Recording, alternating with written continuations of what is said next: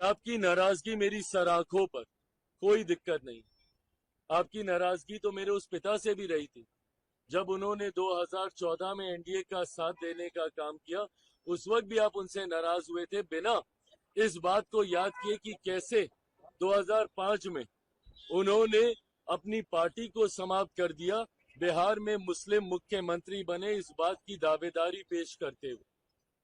तो आपकी नाराजगी मेरी सर आंखों पर, और मैं मुसलमान समाज के हर एक व्यक्ति से मैं कहना चाहूंगा कि आपकी नाराजगी मेरे सर आंखों पर हकीकत है कि मेरे नेता ने भी हमेशा समर्पण भाव से सामाजिक न्याय की लड़ाई लड़ने का काम किया था।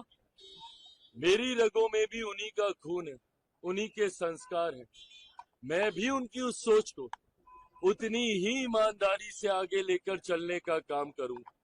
वक्त बताएगा कि चिराग पासवान के द्वारा लिए गए फैसले आपके हक में थे या नहीं थे, पर तब तक अगर आप मुझसे अपनी नाराजगी भी अगर आप रखेंगे तो बस इतना याद जरूर रखिएगा कि चिराग पासवान का समर्पण न सिर्फ उस समाज के प्रति है, अल्पसंख्यक वर्ग के प्रति है, मुसलमानों के प्रति है, बल्कि उससे बड़ा समर्पण मेरे नेता, मेरे पिता आदरणीय रामविलास पासवान जी के विचारों के प्रति है।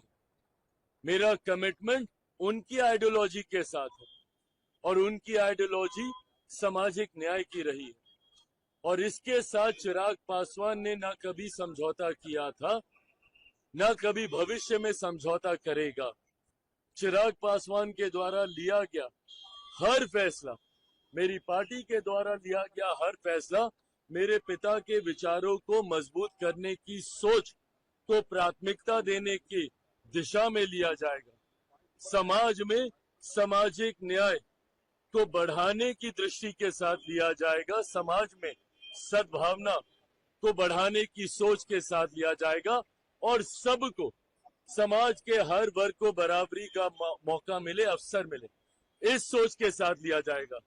हो सकता है जैसे इसके पूर्व में भी हुआ, आज शायद लोगों को इस पर यकीन ना हो, पर आने वाला समय बताएगा कि इस फैसले को लेने से पहले हर बिंदु पर विचार किया गया। हम लोगों की भी चिंता थी जब ये विधेयक सामने आया, जेपीसी की मांग हम लोग के द्वारा की गई थी।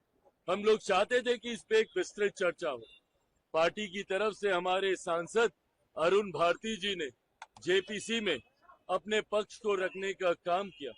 हर बिंदु पर हम लोगों ने विस्तार से चर्चा की। जहां पे हम लोग की शंकाएं थी, जहां पे हम लोग को इसको लेकर चिंताएं थी, शंकाएं थी, उसको भी हम लोगों ने वहां पे रखने का काम किया।